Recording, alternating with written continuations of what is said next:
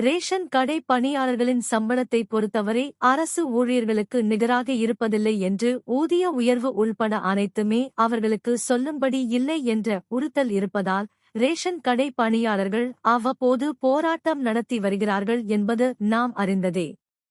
அந்த வகையில் புதிதாக ஒரு போராட்டத்தை அறிவித்துள்ளார்கள். தமிழ்நாட்டில் 38 மாவட்டங்களில் 34,790 ரேஷன் கடைகள் செயல்பட்டு வருகின்றன.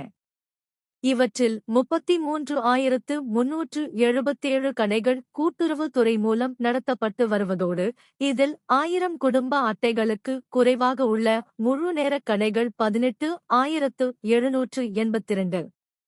பகுதி நேர ரேஷன் கடைகள் 9,388. 1000 முதல் 1500 குடும்ப அட்டைகள் கொண்ட முழு நேரமாக 4,352 கடைகள் செயல்பட்டு வருகின்றன.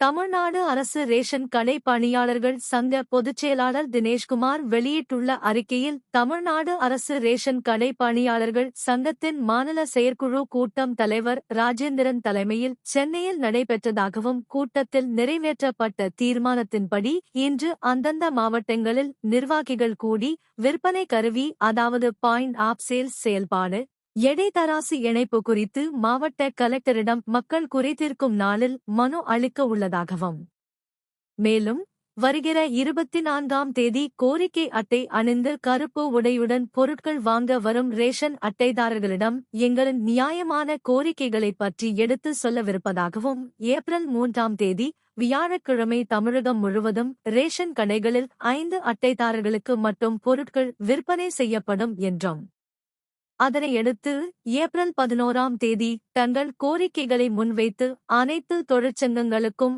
அழைப்பு விடுத்து சென்னையில் காத்திருப்பு போராட்டம் நடத்தப்பட்ட பின் எங்கள் கோரிக்கைகளை நிறைவேற்ற முன்வராத நிலையில் மே 2ஆம் தேதி முதல் ரேஷன் கடைகள் திறந்திருந்தாலும் பொருட்கள் எதுவும் வழங்கப்படாது என்று குறிப்பிடப்பட்டுள்ளது.